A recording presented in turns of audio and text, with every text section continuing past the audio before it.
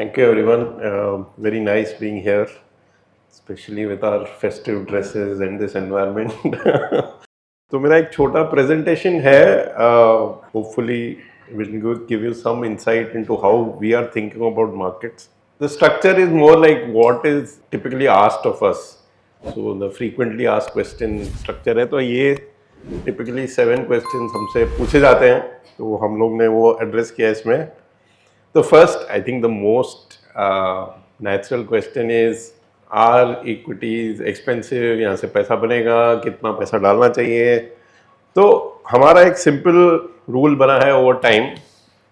ये globally data देख के ये rule I think works very well. The rule is कोई भी मार्केट हो, वेदर यूएस, जापान, यूरोप, अगर आप लॉन्ग टर्म देखेंगे मार्केट का इक्विटी रिटर्न क्या है, वो इस पे कन्वर्ज होता है कि inflation plus 5 to 7% is the equity return. हम लोग जब शॉर्ट टर्म इक्विटी रिटर्न देखते हैं तो हम लोग काफ़ी डिस्कशन कॉर्पोरेट अर्निंग्स, जियो पॉलिटिक्स, ये वो सब बात करते हैं. बट अगर हम लॉन्ग टर्म देखेंगे तो इन्फ्लेशन प्लस 5 to 7%, मेरे ख्याल से लॉजिक ये है कि डेट और इक्विटी का हमेशा बैलेंस होता है. अगर रिटर्न बहुत ज़्यादा हो गया तो सब प्रमोटर्स अपना माल बेचते हैं, जैसे ये साल इंडिया में हो रहा है. अगर रिटर्न बहुत कम है तो कोई माल नहीं बेचेगा और डेट के थ्रू कैपिटल रेज कर लेगा या खुद का पैसा लगा देगा. तो ये सिंपल डिमांड सप्लाई से काफ़ी एक फनी इफेक्ट है कि over 10-20 years you will see कि इक्विटी का रिटर्न हमेशा 5 से 7% के बीच में आता है. इनफैक्ट यूएस में तो एग्जैक्ट नंबर 6.7% है over last 100 to 100 years. Any block of 10-20 years, the return is always 6.7% above inflation. So when we look at Indian market today, if I take Nifty 500 as benchmark, 10 साल का return 7.2 7.3 है. 20 साल का return in fact exact average पे है 6.8%. तो मोटा मोटी इसका मतलब ये है कि वी आर मोर और less at the mid point, जहाँ न ज़्यादा ग्रीडी होने की ज़रूरत है, न ज़्यादा फेयरफुल होने की ज़रूरत है. बट मुझे ये लगता है कि ग्लोबल कॉन्टेक्स्ट जैसे है, जो बैकड्रॉप है ग्लोबली, उसकी वजह से बहुत डिफेंसिव रहना इक्विटी में भी मिस्टेक हो सकता है. मैं उस पर आता हूँ कि क्यों. बेसिकली हम एक थोड़ा स्ट्रेंज टाइम में रह रहे हैं. ग्लोबली मैक्रो इकोनॉमिक लैंडस्केप हम देखेंगे कि क्या हो रहा है दुनिया में. फर्स्ट टाइम वर्ल्ड वॉर 2 के बाद ऐसा सिनेरियो है कि गवर्नमेंट्स के पास जो डेट है वो इतना ज़्यादा है. जो हम डेट के लिए यूजुअली रेशियो यूज़ करते हैं, डेट टू जीडीपी, यूजुअली ये debt to GDP ratio government का 100% से कम होता है. बट हम ऐसे पॉइंट पे पहुंचे हैं कि मोस्ट डेवलप्ड कंट्रीज़ में आजकल डेट टू जीडीपी 100% के अबव है. मैं हेल्दी मार्जिन, मतलब जापान 200% के भी ऊपर है. नाउ ये वर्ल्ड वॉर 2 के बाद फर्स्ट टाइम हुआ है, और जनरली अनलेस कोई बड़ा क्राइसिस हो, ऐसे नंबर पहुंचते नहीं है गवर्नमेंट डेट पे. इसका इम्पोर्टेंस ये है कि जनरली देखा गया है कि अगर गवर्नमेंट का डेट 100% वर्सेस जीडीपी से ज़्यादा हो जाता है तो इंटरेस्ट रेट कम हो जाते हैं इकोनॉमी में वर्सेस इन्फ्लेशन. बिकॉज देखिए, गवर्नमेंट का इंसेंटिव ये हो जाता है कि हमको वो डेट मैनेज करना है. और गवर्नमेंट का क्या है, गवर्नमेंट का प्रॉफिट एंड लॉस स्टेटमेंट देखेंगे तो उनका जो टैक्स रेवेन्यू इन्फ्लेशन से लिंक्ड है और उनका कॉस्ट इंटरेस्ट कॉस्ट है. तो उनको इन्फ्लेशन के रिलेशन में इंटरेस्ट कॉस्ट कम रखना है. तो वो लोग इंटरेस्ट कॉस्ट कम कर देते हैं वर्सेस इन्फ्लेशन, जो हम बोलते हैं नेगेटिव रियल रेट, कि वर्सेस इन्फ्लेशन आपको इंटरेस्ट रेट कम मिलेगा. जैसे जापान में आप देखो कि आज इन्फ्लेशन 2 से 3% के बीच में है, बट आपको बैंक में पैसा डालेंगे तो 0 मिलता है. 10 ईयर बॉन्ड में भी डालोगे तो 1.5% मिलता है आपको। तो जनरली सेवर्स का कोई इंसेंटिव नहीं है बैंक में पैसा डालने का, और most of the government bond फिर सेंट्रल बैंक को ही लेना पड़ता है, जो हम क्वालिटेटिव ईजिंग जो बोलते हैं। इससे ये भी होता है कि करेंसी डिप्रिशिएट हो जाती है। तो आप देखेंगे लास्ट 20 साल से जापान ने ये पॉलिसी अपनाया है कि हम इंटरेस्ट रेट इन्फ्लेशन से कम रखेंगे। तो लास्ट 20-25 साल में जो येन है, उनका करेंसी है, वो गोल्ड के अगेंस्ट मोर देन 90% वैल्यू खोया है। So the point here is that हम लोग while equity valuation fair value mid point type है, बट हमको ये एनवायरनमेंट में जब गवर्नमेंट डेट बहुत हाई है और इंटरेस्ट रेट ग्लोबली कम रहने वाला है वर्सेस इन्फ्लेशन, उसमें जनरली इक्विटीज गोल्ड एक हेज हो जाता है against low interest rate, because आप बैंक में पैसा डाल के अपना परचेजिंग पावर सेव नहीं कर सकते हो। अगर इन्फ्लेशन 3% है और आपको बैंक में 1% मिल रहा है, तो आपका परचेजिंग पावर कम होता रहेगा अगर आप बैंक में पैसा डालोगे। तो जनरली अगर गवर्नमेंट को मैनेज करना है डेट, तो ये 4-5 ऑप्शन में उनका ईजीएस्ट ऑप्शन यही है कि आप इंटरेस्ट रेट कम रखें। और ऐसे एनवायरनमेंट में ऐसा देखा गया है ग्लोबली कि आप अगर गोल्ड और इक्विटीज में रहते हो तो आपका परचेसिंग पावर सेव होता है। जैसे आप देखेंगे जापान में लास्ट 10 ईयर्स इन्फ्लेशन ग्रोथ के versus equities has given you 10% per year. GDP growth was 1%, inflation was 1%, but because bank में पैसा डाल के कुछ नहीं मिल रहा है, धीरे धीरे इन्वेस्टर्स इक्विटीज और गोल्ड की तरफ गए।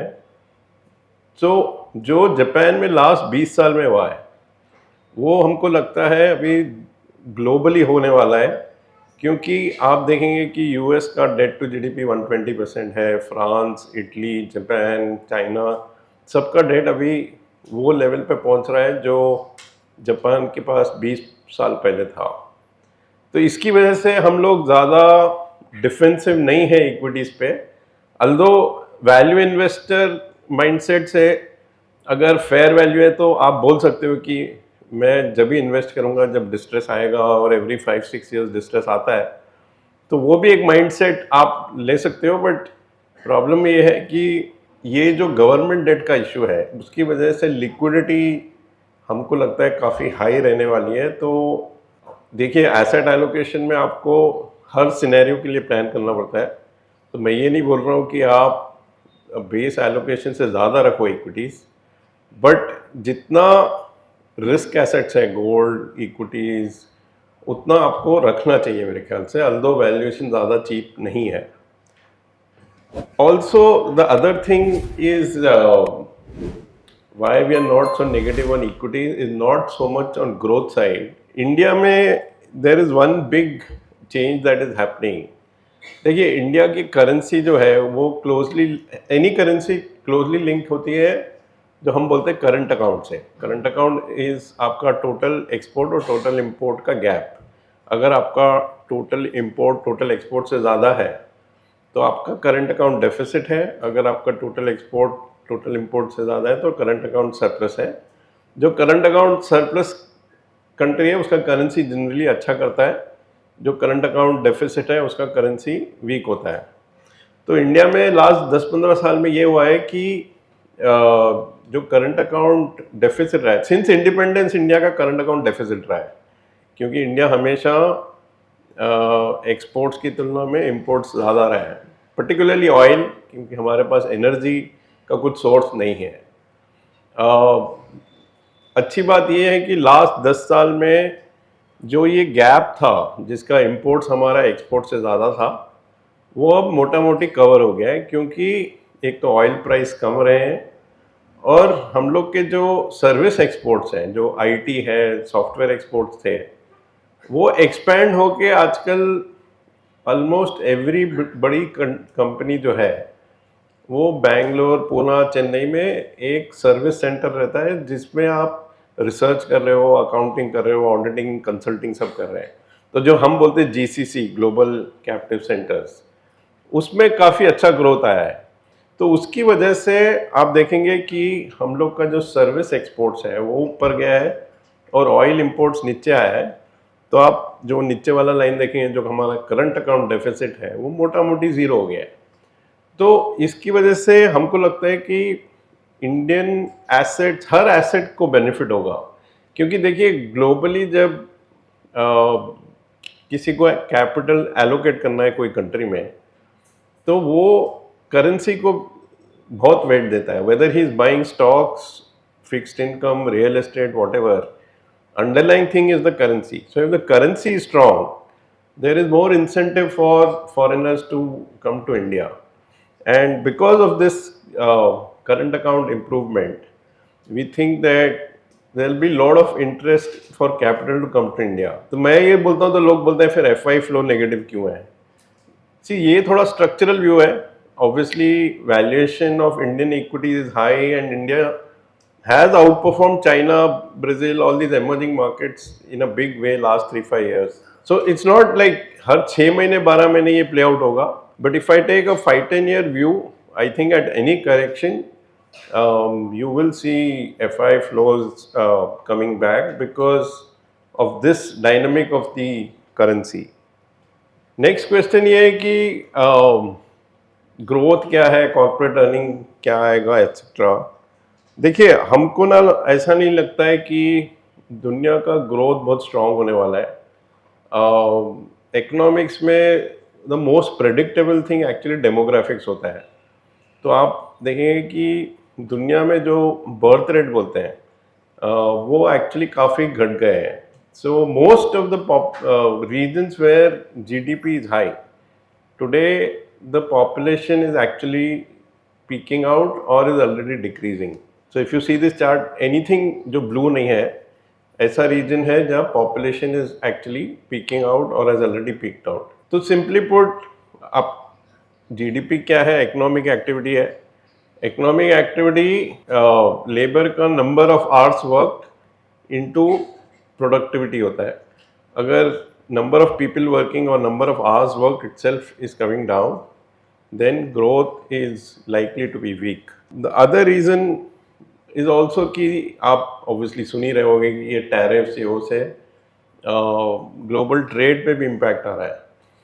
तो ये जो दो बड़े चीज़ है, डेमोग्राफिक्स और ट्रेड, इसकी वजह से हमको लगता है ग्लोबली ग्रोथ कम होने वाला है और इंडिया पे भी इम्पैक्ट होगा. क्योंकि इंडिया का ग्रोथ आप देखेंगे टिपिकली वर्ल्ड ग्रोथ से काफ़ी कोरिलेटेड है. अल्दो हम लोग जैसे चाइना, कोरिया टाइप बड़े एक्सपोर्टर नहीं है, बट इंडिया का ग्रोथ अगर आप जीडीपी देखेंगे टिपिकली 3 से 4% अबव ग्लोबल जीडीपी होता है.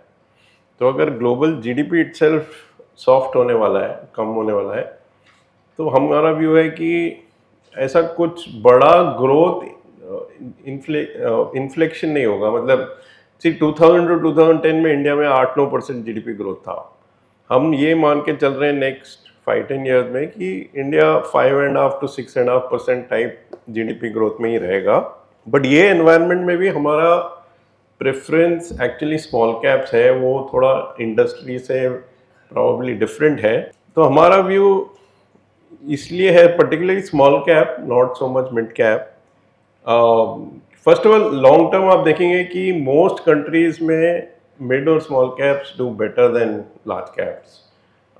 सो if you take again long term data कि 20 साल 100 साल का डेटा,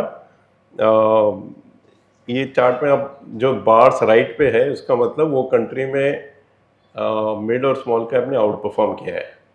तो आप देखेंगे 90-95% कंट्रीज में mid and small caps out perform in the long term. Also हमको एक्चुअली लगता है कि नेक्स्ट 3-5 साल में बड़े कंपनीज में कुछ स्ट्रॉन्ग अर्निंग ग्रोथ आना मुश्किल है, सिंपली बिकॉज बेस हाई है. देखिए लॉन्ग टर्म में क्या होता है कि सेंसेक्स और निफ्टी का अर्निंग और नॉमिनल जीडीपी कंट्री का मैच हो जाता है. बट इसमें साइकिल्स आती हैं. कोई टाइम में कॉर्पोरेट अर्निंग ज़्यादा चलता है वर्सेस जीडीपी, देन फिर एक साइकिल आता है कि अर्निंग सॉफ्ट है। तो अगर आप देखेंगे लास्ट 5 years में earning growth has been less than or has been much more than nominal GDP. So from COVID to 2025, the 5 year period, earning growth 20% रहा है versus nominal GDP growth of 10%। तो ये क्योंकि बेस बहुत ज़्यादा है, next 3-5 years में अगर नॉमिनल जीडीपी 10% रहने वाला है तो मोटा मोटी हमको लगता है कि लार्ज कैप का अर्निंग 10% के आसपास ही होगा। तो इसकी वजह से भी हमको लगता है कि जहां स्मॉल कैप्स में चॉइस ज़्यादा है, 500-600 कंपनीज हैं जिसमें हम ऐसी कंपनी ढूंढ सकते हैं जो फास्टर ग्रोइंग है, इसलिए हमको स्मॉल कैप फंड बेटर लगता है। अगर 3-5 साल का व्यू, 6 महीने 12 महीने थोड़ा ऑब्वियसली टफ है क्योंकि लास्ट 3-5 साल में इतना रिटर्न बना है, तो हमको ये लगता है कि 1 साल के लिए प्रॉबेबली लार्ज कैप्स में डू बेटर। बट अगर आपके पास पेशेंस है, लॉन्गर टाइम फ्रेम है, तो स्मॉल कैप फंड हमको मच बेटर लगता है एक्चुअली। रिस्क क्या है कि ग्लोबली इंटरेस्ट रेट्स जो लॉन्ग एंड पे जो 30 year यील्ड्स है वो काफ़ी हाई हैं। इंडिया में भी आप देखेंगे कि 10 year यील्ड 6.4-6.5 है, बट 30 year 7.2-7.3 है। तो बड़ा गैप है 30 year बॉन्ड और 10 year बॉन्ड में, और ये ग्लोबल है। आप देखेंगे कि यूएस में 4.7 वर्सेस 4 है, जापान में 30 year is at 3.2 versus 1.6 10 year yield. तो हर जगह 30 year बॉन्ड्स पे काफ़ी स्ट्रेस है मतलब, और अगर ये कम नहीं होंगे कि तो इक्विटी मार्केट ग्लोबली काम नहीं करेगा मेरे ख्याल से, क्योंकि अगर आपका 30 year बॉन्ड इतना हाई इंटरेस्ट रेट दे रहा है तो finally people may be attracted by that if valuations go up. So unless they come down, I think equity markets में बड़ा रिटर्न बनना मुश्किल है। Obviously I think जब आप यूएस मार्केट की तेज़ी देख रहे हो और बिटकॉइन और गोल्ड का जो मोमेंटम है वो ये बिलीव से है कि Fed will finally cut interest rates and may be buy the long term bonds so that yield कम हो जाए।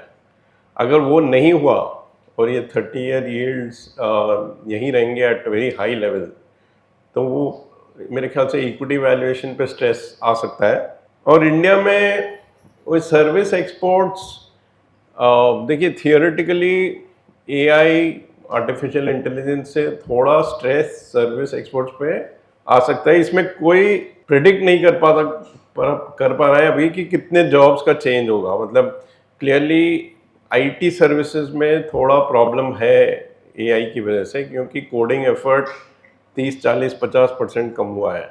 अगर ये दूसरे फील्ड्स में भी होना शुरू होगा कि आपका BFSI jobs, your auditing jobs, your consulting jobs also get affected by AI, then I think India will have a bit of a problem, because ultimately our biggest export is services. So if a lot of jobs are lost by AI, obviously ये मेरा base view नहीं है, ये tell risk है, क्योंकि अभी तक AI का इम्पैक्ट काफ़ी क्लियर नहीं है। बट हमको मॉनिटर करना पड़ेगा कि अगर सर्विस एक्सपोर्ट्स में थोड़ा स्लो डाउन आएगा तो इंडिया के लिए ऑब्वियसली एक बड़ा थ्रेट है। On domestic flows we are actually quite positive. देखिए इंडिया की हाउस होल्ड बैलेंस शीट काफ़ी स्ट्रॉन्ग है। अगर आप बड़े 4 एसेट क्लासेस देखेंगे कि इंडियंस ने कहाँ इन्वेस्ट किया है, रफली urban real estate investment is 500 lakh crore. Gold actually ये 3-4 महीने पहले का डेटा है, अभी आई थिंक 300 से 350 लाख करोड़ का वर्थ है गोल्ड का इंडिया में। Bank deposits about 150 lakh crore है और इक्विटी 100 लाख करोड़ है। तो आप देखेंगे कि टोटल अराउंड 1000 लाख करोड़ के तुलना में अभी total borrowing for houses, cars etcetera including MSME borrowing is 200 lakh crore. तो asset to liability ratio almost 5:1 है इंडिया के हाउस होल्ड सेक्टर का। तो हमको कोई ऐसा स्ट्रेस नहीं लगता है house hold balance sheet. Obviously थोड़े पॉकेट्स लाइक माइक्रो फाइनेंस में है स्ट्रेस, बट ऐसा कुछ बड़ा प्रॉब्लम नहीं है Indian house hold balance sheet में।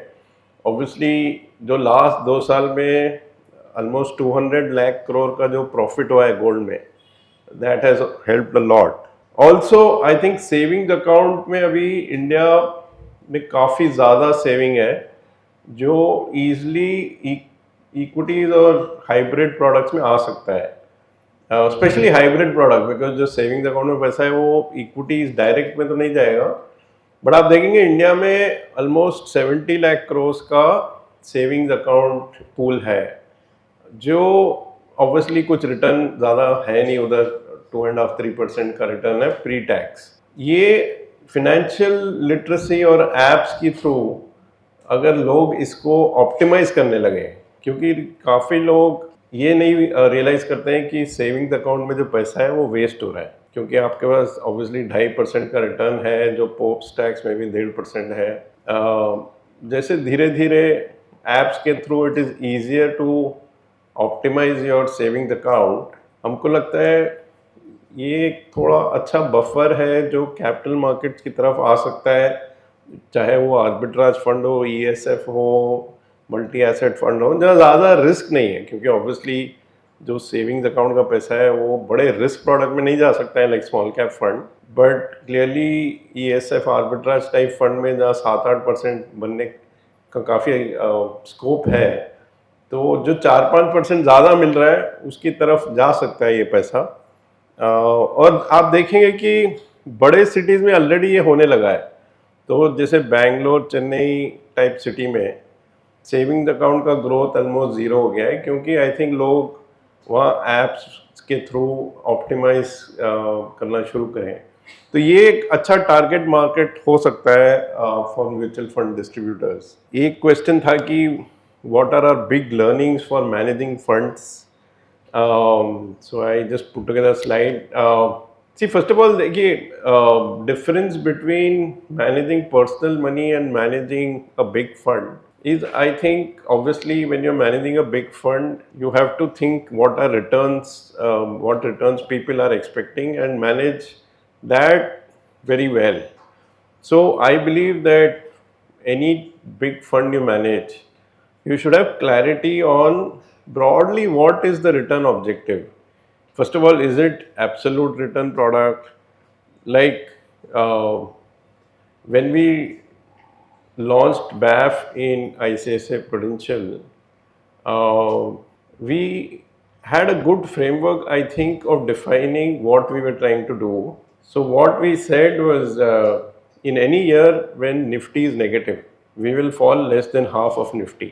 If any year Nifty did somewhere between 0 and FD return, we will beat Nifty. And if any year we did Nifty does much more than fixed income return, we will capture 75% of the upside. And if you combine that in typical 3 years, we will beat 7%, which then used to be the FD return. So I think that kind of thinking, where you have clarity on what are you trying to do with the product, helps. So they say if you're running a diversified fund, I think you should have some alpha target कि benchmark के ऊपर आप कितना return produce कर रहे हो. There are some funds or fund managers who may want to produce 8, 10, 15% alpha, obviously taking a lot of risk. There are some funds which are trying to produce 2 to 4% alpha. So you have to be clear ki what is the return my investor are expecting or what I can set as return expectation. And then the second point is you develop some rules on the portfolio ki for that return what risk you're taking in the portfolio. तो हम जो बोलते हैं fund casing हमारे पास जो है कि based on some parameters की आपका एक्टिव शेयर इज कितना बेंचमार्क से आप दूर हो, we have on quality of portfolio L1, L2, L3, your cash call, your market cap split, ये सब आप डिफाइन करोगे. Range is you give a range to all this parameters saying इसके नीचे नहीं जाऊंगा और इसके ऊपर नहीं जाऊंगा. That will help you define what I call a risk budget, because if you're trying to create 10% alpha, your risk budget obviously has to be higher than someone who's trying to create 3% alpha. And both funds are important in the market. ऐसा नहीं है कि जो 10% alpha create कर रहा है वो obviously risk high ले रहा है. तो हमने देखा है कि so you have to be prepared that whoever is trying to create this 10-20% alpha can have severe down cycle also. So there's nothing good or bad about it, but I think it's good to communicate this risk budget कि इतना risk ले रहे हैं तो ये product में इतना alpha बन सकता है. थर्ड इज देखिए मैक्रो जो लैंडस्केप है मैक्रो का वो over years what you realise वो 5-7 साल सब प्लेसिड और सेफ लगता है बट वो 6-7-8 साल में एक झटका आता ही है. तो lot of times we get complacent over many years when it is very normal. फिर एक लीमन ब्रदर आता है, कोविड आता है, कभी यूरोपियन सॉवरेन डेट क्राइसिस आती है. तो आई थिंक वो पोर्टफोलियो जब देखते हैं as a fund manager I think it's very important to visualise कि अगर कुछ बड़ा क्राइसिस आएगा तो मेरा पोर्टफोलियो कैसे होगा. आपके पास अगर 50 स्टॉक है तो उसका कोरिलेशन क्या है between each stock. See you might be bullish on cyclical sectors like real estate, commodities and all, but you should also think ki in a portfolio how will they move in a correlated manner when things go bad. तो वो एक थोड़ा art है fund manager का to think about these this risk at an overall level. Each stock का risk अलग होता है. Some stocks are domestic cyclical, some stocks are dependent on global economy, some stocks are more affected by commodity prices, but you have to look at the 50-70 stocks in the portfolio and visualize ki what type of. So obviously you couldn't have imagined COVID, but maybe some stress analysis when COVID first started making headlines in December 2019 we should have done and realized ki hamara portfolio is very prone to getting hit if COVID actually comes to India. But that sometimes people, we become complacent and look at each stock and say, oh, management अच्छा है, business model अच्छा है. Individually अच्छे होंगे, but when you see this correlation of outdoor, our portfolio turned out to be very vulnerable. तो ये एक होता है कि you need to be very conscious of risk. Fourthly, I think over time, what I've started appreciating is fund management का role in creating alpha is actually going down. You need a big research team behind you because देखिए 20-25 साल पहले 50 stocks were important and out of which very rudimentary industries like steel, cement, if you understood, so let's say mid-90s में if you see Sensex 30 stocks उसमें 3-4 IT service थे, 3-4 steel थे, 3-4 cement थे. So it's good for one fund manager can understand broadly the Sensex and you need it to beat Sensex only. Today if I have to beat, first of all the default benchmark Nifty 500 है, उसमें 500 stock वो समझो, 200 stock beyond that, so 700 stock समझना virtually impossible है. So unless you have a good research team backing you, it is very difficult to beat the benchmark. And finally, obviously, you need people who are very passionate, who think this pressure of investing is actually a privilege to enjoy this work. That I think is true of sports, it's true of office, anything.